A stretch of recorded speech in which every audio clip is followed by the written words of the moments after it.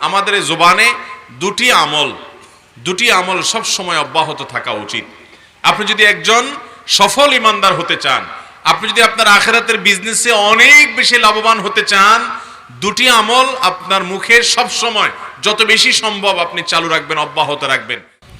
একজন সাহাবী নবী করিম সাল্লাল্লাহু আলাইহি সাল্লামের কাছে এসে জিজ্ঞাসা করলেন, ইয়া রাসূলুল্লাহ, কিয়ামত কবে হবে? কিয়ামত কবে হবে? নবীজি সাল্লাল্লাহু আলাইহি সাল্লাম বলেন, মাদা আদাত্তা লাহা, কিয়ামত কবে হবে এর উত্তর পরে নিও, আগে বলো তুমি কিয়ামতের জন্য কি প্রস্তুতি নিছো। কিয়ামত যখন হবে আল্লাহর সামনে পেশ করার মতো তোমার কাছে কি আছে? তখন সাহাবী বললেন, ইয়া রাসূলুল্লাহ, আমি এমন একজন মানুষ যে আমার আসলে তেমন কোনো আমল নাই, কিয়ামতে আল্লাহর কাছে নিবেদন করার মতো, উল্লেখ করার মতো তেমন কিছু নাই আমার কাছে।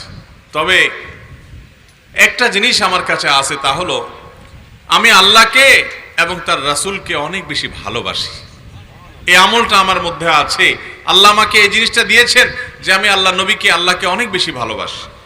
তখন নবী করিম সাল্লাল্লাহু আলাইহি সাল্লাম বলেছেন, আনতা মা মান আহবাবত, তুমি যাকে ভালোবাসো, তুমি যাকে পছন্দ করো, তুমি তার সাথেই থাকবে এবং তার সাথেই তুমি একত্রিত হবে।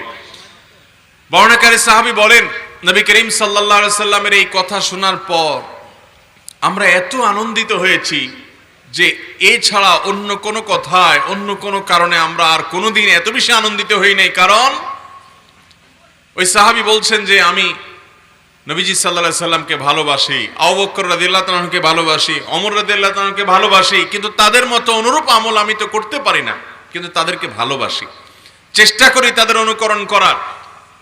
আর এর বিনিময়ে যদি জান্নাত শুধু নয় বরং জান্নাতে তাদের কাছাকাছি থাকা যায়, তাহলে এটা তো সোনার উপর সোহাগা। এজন্য আমরা নবীজি সাল্লাল্লাহু আলাইহি সাল্লামের সুসংবাদ শুনে এত খুশি হয়েছি, অন্য কোন সংবাদে আমরা এত খুশি কখনো হই নাই। মুহতারাম হাজরিন, তাহলে নবী করিম সাল্লাল্লাহু আলাইহি সাল্লামের ভালোবাসা যার মধ্যে যত বেশি হবে, আল্লাহ রাব্বুল আলামিন তাকে নবী করিম সাল্লাল্লাহু আলাইহি সাল্লামের তত নৈকট্য অর্জন করে জান্নাতে তার কাছাকাছি থাকার তৌফিক দান করবেন ইনশাআল্লাহ। নবী করিম সাল্লাল্লাহু আলাইহি সাল্লামের সুপারিশ ছাড়া আমাদের উপায় কি আছে বলেন? বিশেষ করে আমরা যারা নিজেদেরকে ঈমানদার দাবি করি, অথচ আমাদের দ্বারা অনেক গুনাহের কাজ হয়, অনেক কবিরা গুনাহ হয়, আমরা হয়তো আল্লাহর কাছে মাফ চাই, কিন্তু মাফ হয়েছে কিনা আমরা তো জানি না। এগুলোর জন্য আল্লাহ রাব্বুল আলামিনের কাছে কিয়ামতের ময়দানে মাগফিরাতের জন্য নবী করিম সাল্লাল্লাহু আলাইহি সাল্লামের সুপারিশ হলো আমাদের অনেক বড় একটা ভরসার জায়গা, যে তিনি যদি আল্লাহর কাছে সুপারিশ করেন, তার সুপারিশ আল্লাহ তাআলা ফিরিয়ে দিবেন না, তার সুপারিশ আল্লাহ গ্রহণ করবেন। এই জন্য নবীর সুপারিশ ছাড়া তো উপায় থাকতে পারে না, তার সুপারিশের কাঙ্গাল তো ইমানদারকে অবশ্যই থাকতে হবে। নবী করিম সাল্লাল্লাহু আলাইহি সাল্লামের সুপারিশ কিভাবে লাভ করবেন, কি আমল করলে লাভ করবেন? নাম্বার 1, ঈমান থাকলে। আপনার ভিতর যদি ঈমান থাকে, আপনার ঈমানটা যদি সহিহ হয়, বিশুদ্ধ হয়, তাওহীদটা যদি মজবুত হয়, তাহলে নবী করিম সাল্লাল্লাহু আলাইহি সাল্লামের ভাষ্য মোতাবেক আসআদুন নাস বিশাফাআতি ইয়াউমাল কিয়ামা মান ক্বালা লা ইলাহা ইল্লাল্লাহ, যে অন্তর থেকে লা ইলাহা ইল্লাল্লাহ তাওহীদের সাক্ষ্য দিবে, এই ব্যক্তি কিয়ামতের ময়দানে নবীজির সুপারিশ পাওয়ার উপযুক্ত হবে ইনশাআল্লাহ।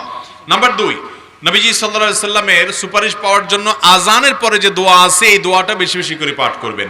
কারণ আযানের পরে যে দোয়া আছে, এই দোয়া আল্লাহুম্মা রাব্বা হাযিহিদ দাওয়াতিত তাম্মা, এই পুরা দোয়াটা যদি কেউ নিয়মিত পড়ে, হাদিসে আসছে নবী করিম সাল্লাল্লাহু আলাইহি সাল্লাম বলেছেন কিয়ামতের ময়দানে ওই ব্যক্তির জন্য নবী করিম সাল্লাল্লাহু আলাইহি সাল্লামের সুপারিশ পাওয়ার অধিকার তার হয়ে যায়, তার জন্য এটা সুযোগ তৈরি হয়ে যায়, তিনি এটা পাবেন। নাম্বার 3 নম্বর আমল হলো, মদিনা শহরে কেউ যদি বসবাস করতে গিয়ে কষ্ট হয়, মদিনায় অনেক গরম, অনেকের শরীরে সহ্য হয় না, বিশেষ করে হিজরতের পরে মক্কা থেকে যে সাহাবীরা মদিনায় হিজরত করে আসছিলেন, তাদের অসুস্থ হয়ে গেছেন, অনেকে পেটের পীড়া আক্রান্ত হয়ে গেছেন, কারণ মদিনার পরিবেশটা তাদের সাথে শুট করছিল না। তো এই অবস্থায়ও তারা সবর করেছেন।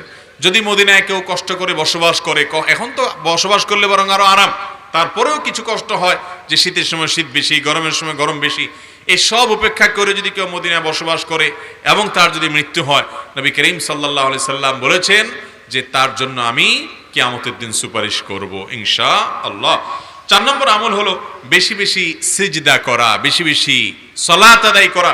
এটাও নবী করিম সাল্লাল্লাহু আলাইহি সাল্লামের সুপারিশ পাওয়ার জন্য অনেক বড় সহায়ক একটা আমল হবে। বেশি বেশি নবী সাল্লাল্লাহু আলাইহি সাল্লামের প্রতি দুরূদ পাঠ করলেও নবীজির সুপারিশ পাওয়া সহজ হবে।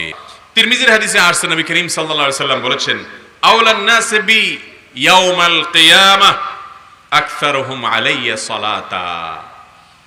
কিয়ামতের দিন, ভয়াবহতম দিনে লোকদের মধ্যে ওই লোক আমার সবচেয়ে কাছাকাছি থাকবে, আমার সবচেয়ে নিকটে থাকবে, আমার কাছে সবচেয়ে উত্তম মানুষ হবে ওই লোকগুলো যারা দুনিয়াতে বেশি বেশি আমার প্রতি সালাত সালাম পেশ করেছে, নিবেদন করেছে।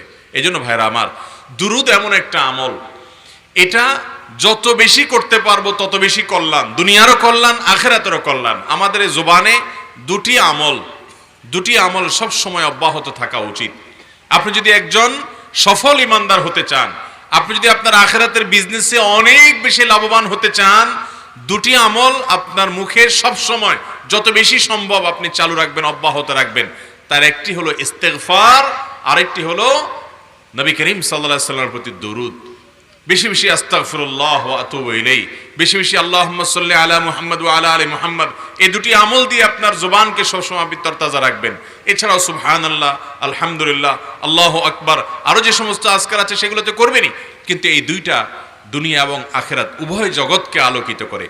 জান্নাতে কিয়ামতের ভয়াবহতম দিনে, যেদিন নবী করিম সাল্লাল্লাহু আলাইহি সাল্লামের কাছে ঘেঁষতে পারা কপালের ব্যাপার হবে ভাই, সেদিন আপনার আমার প্রিয় নবী সাল্লাল্লাহু আলাইহি সাল্লামের প্রিয় পাত্র হতে পারবো, আমরা তার নৈকট্য অর্জন করতে পারবো বেশি বেশি দরুদ পড়ার মাধ্যমে। এজন্য ভাইরা, উঠতে বসতে চলতে ফিরতে অবসর সময় বেশি বেশি দরুদ পড়বো তো ইনশাআল্লাহ।